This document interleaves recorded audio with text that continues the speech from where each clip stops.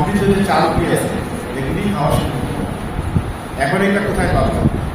আমরা এই জাতের ধান আমাদেরকে লাগাইতে হবে। কি কি বলছি আমি? বিধিধান 74, বিধিধান 84, বিধিধান 100, বিধিধান 102।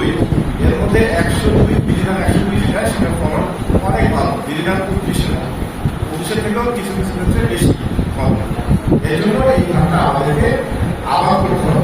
আর যদি মনে হয় যে না আমি আবাদ করতে পারবো না, তাহলে বাজারে একটা পাওয়া যায়, তাহলে বাজার থেকে আমরা এই চালটা কিনে নিই। ঠিক আছে?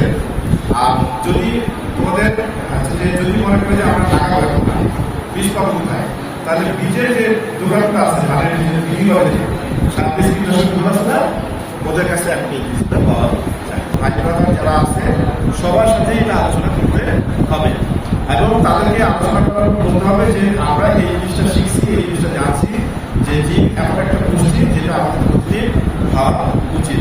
বিষয় ছিল জিঙ্ক সম্পর্কে। জিঙ্ক আমাদের দেহে কি কি কাজ করে এবং দেহে আমাদের দেহে কি কি কিভাবে প্রয়োজন এবং আমরা জিঙ্ক কোথা থেকে পাই এই বিষয়ে আমরা আজকে আলোচনা করছি। দেন এখান থেকে আমরা শিক্ষা পাইছি যে জিঙ্ক আমাদের দেহের জন্য অনেক গুরুত্বপূর্ণ এবং আমরা এটা বিভিন্ন জিঙ্ক প্রয়োজন এটা যে বিভিন্ন প্রকার খাদ্য থেকে পেয়ে থাকি, যেমন হচ্ছে সামুদ্রিক মাছ, তারপর ডিম, দুধ, মাংস, ঝিনুক ইত্যাদি। আমরা হচ্ছে এসব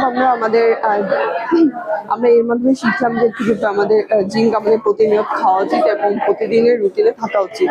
জিঙ্কের অভাবে বেশি হলে আমরা হচ্ছে চুলটা পড়ে যায়। আমরা হচ্ছে চালটা ভালো করে ধুবো না, বেশি কষলাবো না। কষলানোর ফলে আমাদের ওখান থেকে পুষ্টিটা বের হয়ে যায়। আমরা প্রতিনিয়ত মাছ, মাংস খাবো, সামুদ্রিক মাছ খাবো, মুরগির মাংস খাবো, দুধ, ডিম, আমিষ জাতীয় খাদ্য খাবো, যাতে আমাদের জিঙ্কের কোনো অভাব না হয়। জিঙ্কের অভাবে হচ্ছে আমরা পড়াশোনাভাবে মনোযোগ দিতে পারি না, দুর্বল হয়ে পড়ি। আমরা ভালোভাবে নিজের খাওয়া দাওয়া করবো। আমরা বাবাকে জিঙ্ক ধান চাষ করতে বলবো, বাড়ির চারপাশে আত্মীয় স্বজন এদেরকেও ধান চাষ করতে বলবো, কারণ জিঙ্ক ধানটা হচ্ছে আমাদের স্বাস্থ্যের জন্য অনেক উপকার। জানতে পারলাম যে পুষ্টি সম্পর্কে, আমাদের পুষ্টি কতটা প্রয়োজন বা আমরা জিঙ্ক আমরা কত পরিমাণে খাবো না খাবো এর সম্পর্কে।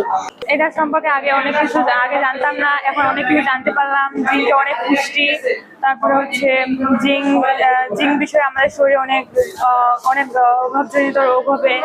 তারপরে জিঙ্ক গমে, তারপর চালে এগুলাতে পাওয়া যায়।